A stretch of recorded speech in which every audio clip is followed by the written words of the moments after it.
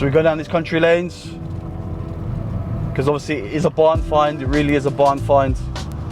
It's like I said, it's been stopped there for about, I don't know, 7-8 years. It's going to be impressive. I can't wait to show you guys this car. I mean, the color's perfect as well. It's the color that I like it the most. The spec is how I want the car. Obviously, the car isn't done to a high standard and it needs a lot of work to be done on it.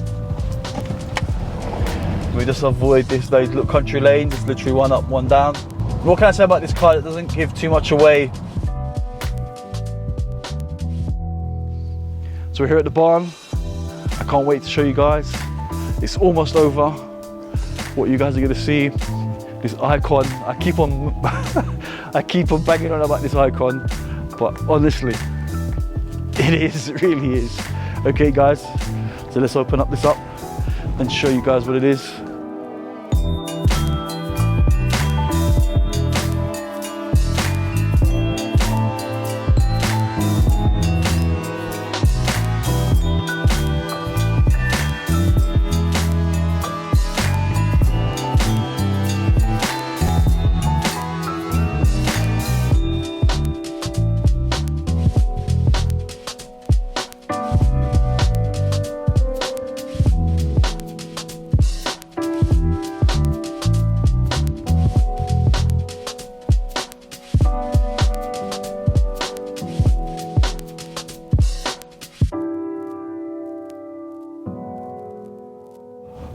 So there it is.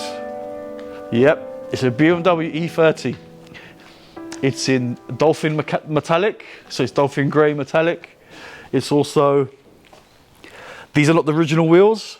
You'll see here, it came with some rotor wheels. These are actually TSW Hockenheim R's.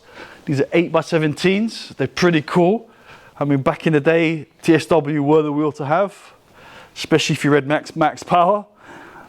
These wheels, yep, they're once obviously in BBS silver. I've also got the center lock. I've also got the center caps with the nuts, and they're like a little spring clip to imitate. Looks like it's a center lock wheel. It's pretty cool. I can't wait to get these refurbed in silver, and I'm probably going to color code the nut in Dolphin, in metallic Dolphin. So the car's an F-Reg. So for all my non-UK, this is a 87, 88 car.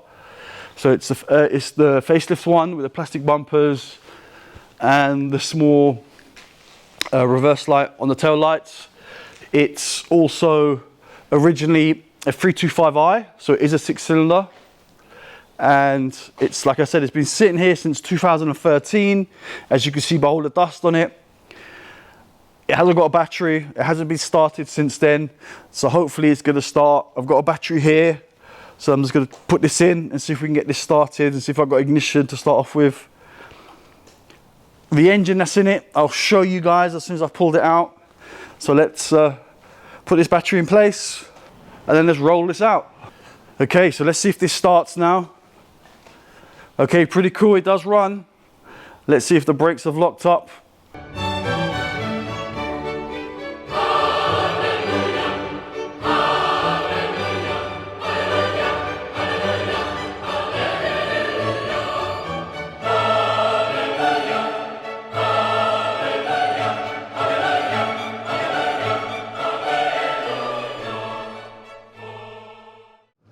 So I've got an E30, look at that. Right, so I'm gonna give it its first wash in about 8 years.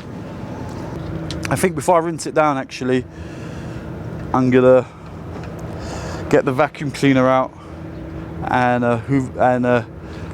vacuum up this all this broken glass that's around here, and I think in the boot as well. There's all this broken glass in here. This battery doesn't need to be here anymore. And then I feel like I can give it a good wash.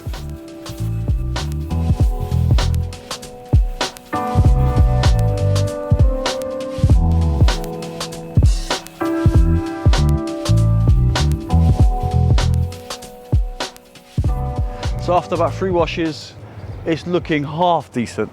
I wouldn't say it's looking decent, I'd say it's not looking bad for something that was gonna be turned into a track day car.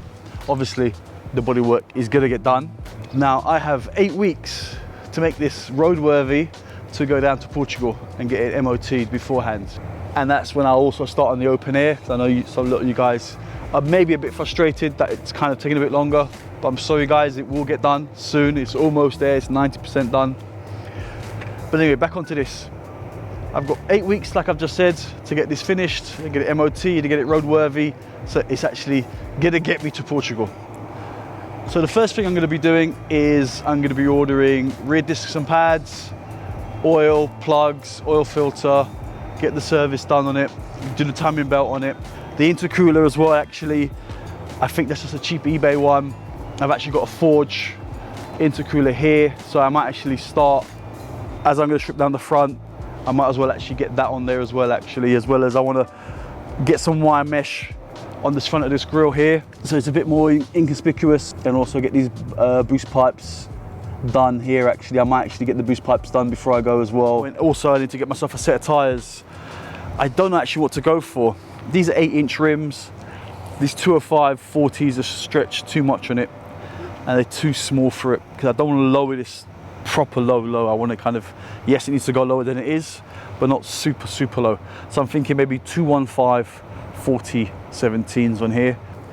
And then I've also got to start actually accumulating some of the bits that I need. I'm going to get some 6x9s so that the shelf, let me just see if you guys can see the shelf.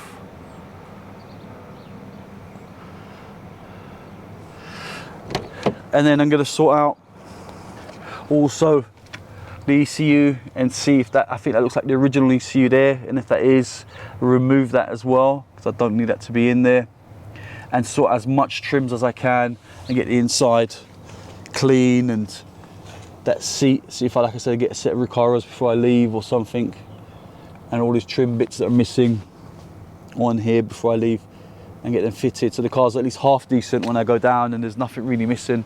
And then if I need to source anything, I could try and source it there or over eBay and get stuff delivered, maybe from Germany and stuff. I have actually already ordered a few bits for it. I've actually got these bits here, I've ordered those. I've also got the A-pillars, the trims come in. I've also got an ashtray, because I don't like those gauges. So I've got an ashtray come in. I've got the boot for the handbrake. I've got a glove box, and the under tray. There's like a little bit that kind of trim that goes along here. And the steering cowling, I've got all these from Facebook Marketplace, and some of the stuff from eBay. Also, I've been looking at a few bits and pieces. I still haven't made out what turbo this is, but once I kind of strip this all down to get the timing belt done, I'll have a proper look and actually see what kind of spec this is. I mean, I'm surprised this downpipe doesn't have a flexi. Maybe that might be something actually, I'm going to wrap this because of the heat also with all these leads here. There's ignition leads here. I want to make sure my journey to Portugal is going to be safe, as well. It looks a lot neater anyway. So I might actually just weld in a small little flexi and heat wrap this with some titanium wrap on it, as well as, I'm not going to have time to mess around with this before I go. I might actually get these two bits, the inlet manifold and the rocker cover, aqua blasted here in the UK, so that's ready to go down. The radiator is in good condition, looks like it's a new one. But yeah, like I was saying to you, I'm gonna, once I take this off, I'm not going to put that back on again. I'm going to order up an electric one. And what else? Another thing I noticed, which I think is pretty cool, is actually, so the previous owner, who obviously did the turbo conversion, there's also, this used to be the miles per gallon, and it actually says boost now. So when you actually turn the key,